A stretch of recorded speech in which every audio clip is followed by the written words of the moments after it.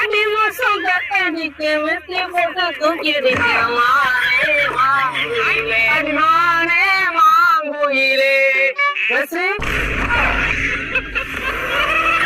ஏண்டா உன்னை சைடு பழம் அடிக்கிட்டா நீ என்னைய தூக்கி அடிப்பியோ